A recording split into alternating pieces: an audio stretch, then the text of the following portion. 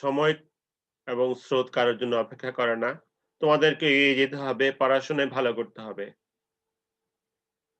আর সেটা তখনই সম্ভব হবে যখনই তোমরা নিজেরা একটু চেষ্টা করবে, তখনই তোমরা সেই কাজটি ভালোভাবে করতে পারবে। তো বন্ধুরা, চলো আজকে আমরা একটু বিষয় নিয়ে কথা বলি। সেটি হচ্ছে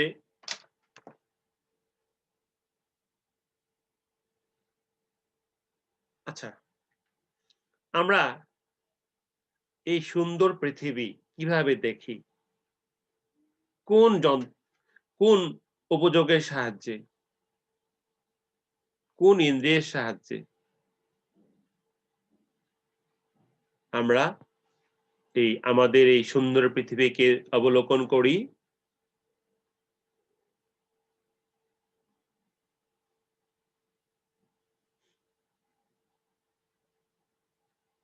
চোখের সাহায্যে, তাই না? তাহলে চলো আমরা আজকে চোখ নিয়ে কথা বলি।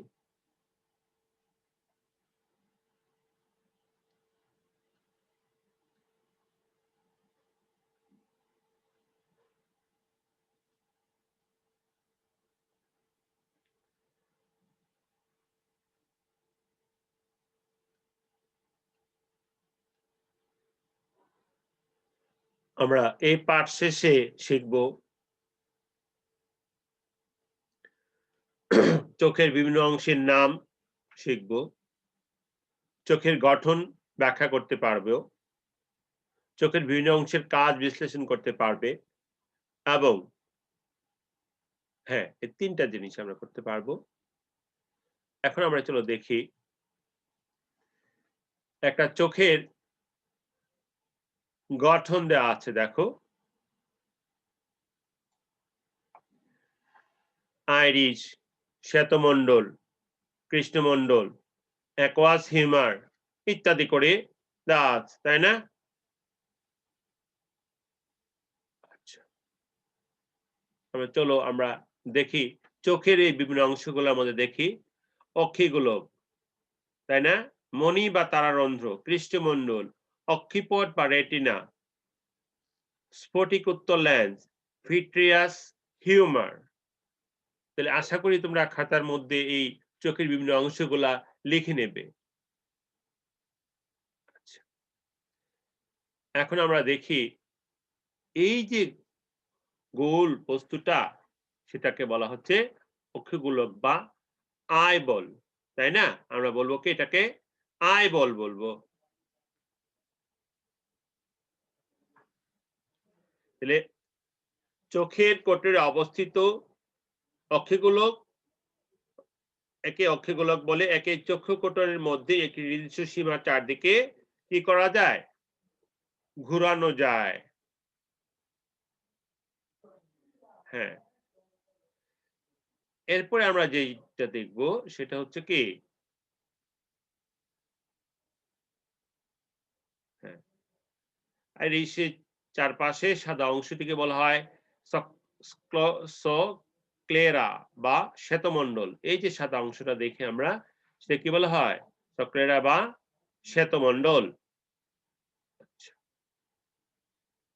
এটা অক্ষিগোলকের বাহিরের সাদা অংশ ঘন, আঁশযুক্ত, অস্বচ্ছ, আবরণ বিশিষ্ট। এটি চক্ষুকে বাহিরে বিভিন্ন প্রকার অনিষ্ট হতে রক্ষা করে এবং চোখের আকৃতি কি রাখে? ঠিক রাখে।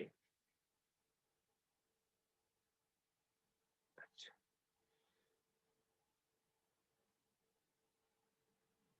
তাহলে শ্বেতমণ্ডলের সামনের অংশকে কি বলা হয়? কর্নিয়া বলা হয়। তাহলে দেখো কর্নিয়ার অংশের কোনটা? কর্নিয়া কোন অংশটাকে বলা হচ্ছে?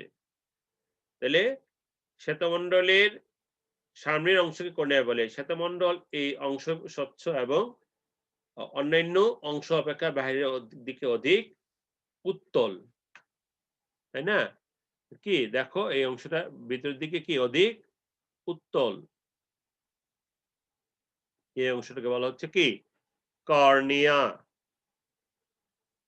আচ্ছা,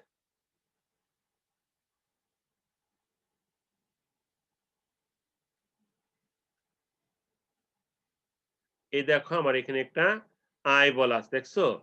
এইটা হচ্ছে আমার কর্নিয়া, হ্যাঁ, পিপিল, হ্যাঁ, বডি দেখো। এই এখানে হচ্ছে আমার রেটিনা, হ্যাঁ, অপটিক ডিস্ক, দেখছো? এখান থেকে আসা আমাদের এখানে পৌঁছায়, দেখছো? স্ক্লেরা, সাদা অংশটা যেটা আমরা দেখি সেটা, তাই তো?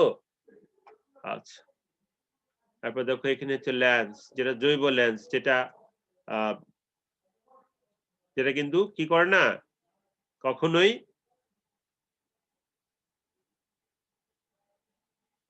মানে তৈরি করা যায় না, এটা আল্লাহ তাআলার সৃষ্ট, এই জৈব লেন্স যেটা। তারপরে দেখো ভিট্রিয়াস হিউমার, আচ্ছা, কোরোয়েড বা কৃষ্ণমণ্ডল, তাহলে একটি কালো রঙের এক ঝিল্লি দ্বারা গঠিত ভেতরের শ্বেতমণ্ডলের ভিতরে গাতের আচ্ছাদন বিশেষ এই কালো রঙের জন্য চোখের ভিতর প্রবিষ্ট আলোকে প্রতিফলন হয় না। কারণ একটিকটিয়া যে আমাদের চোখে আলো প্রবেশ করে, আমার এখানে কি কৃষ্ণমণ্ডল থাকার কারণে কি হয় না, এটা প্রতিফলিত হয় না।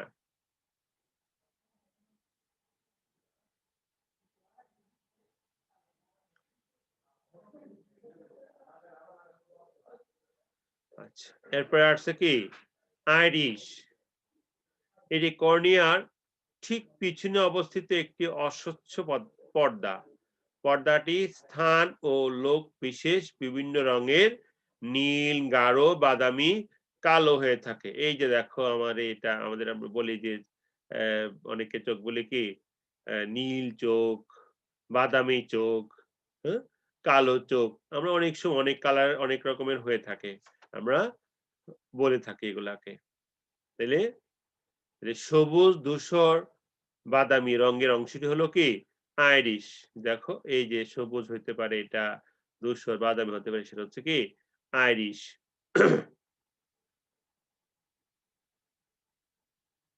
এখন একটা একক কাজ হচ্ছে কর্নিয়া কাকে বলে? প্রশ্ন হচ্ছে কর্নিয়া কাকে বলে? আচ্ছা, শ্বেতমণ্ডলের সামনের অংশকে কি বলে? কর্নিয়া বলে। শ্বেতমণ্ডলের যে সামনের অংশ সেটাকে আমরা বলি কি কর্নিয়া।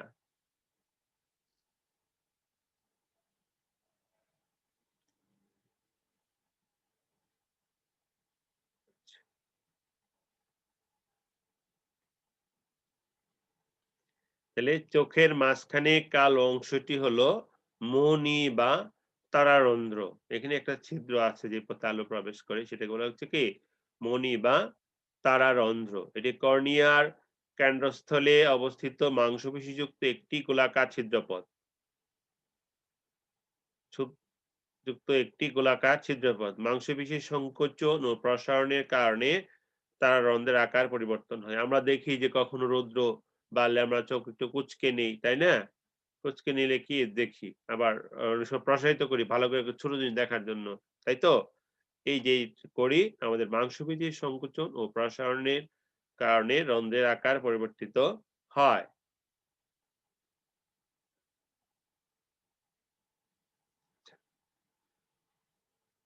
তাহলে স্ফটিক উত্তল লেন্স, এটি কর্নিয়ার পিছনে অবস্থিত জেলের ন্যায় নরম স্বচ্ছ পদার্থের তৈরি একটি উত্তল উত্তল লেন্স, তাই তো? দেখো কর্নিয়া, রেটিনা, আইরিশ, লেন্স, মাস্কুলা, যে মাসল গুলা, রেটিনাল ব্লাড ভেসেলস, মানে যাকে স্নায়বিক রক্তকোষ, গোলকের পেছনে অবস্থিত একটি ঈষৎ স্বচ্ছ গোলাপি আলোকগ্রাহী পর্দা। রেটিনার উপর আলো পড়লে ওই স্নায়ুতন্ত্রে এক প্রকার উত্তেজনা সৃষ্টি হয় এবং মস্তিষ্কে কি হয় দর্শনের অনুভূতি জায়গায় আমাদের আলোটা এই পথ হয়ে আমাকে এখানে আসতে হবে। আসলে কি হবে? আমার মস্তিষ্কে দর্শনের অনুভূতি তৈরি করবে।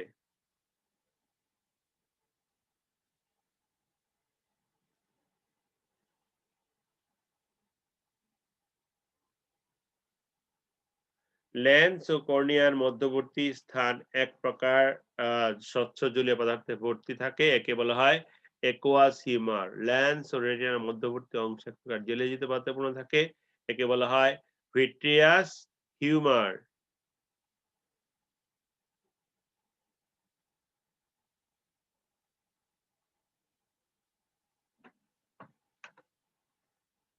এখন প্রশ্ন হচ্ছে যে অক্ষিগোলক কাকে বলে?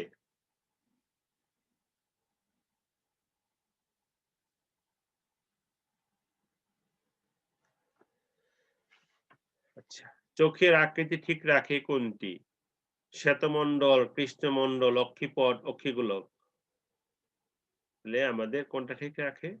অক্ষিগোলক আমাদের এই চোখের শ্বেতমণ্ডল ঠিক রাখে, তাই না?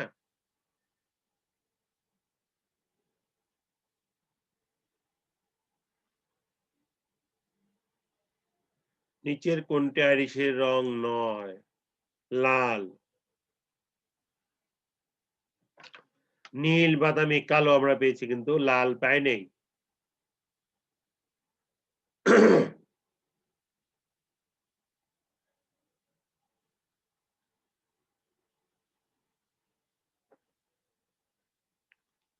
চোখের আভ্যন্তরীণ গঠনচিত্র অঙ্কন করো।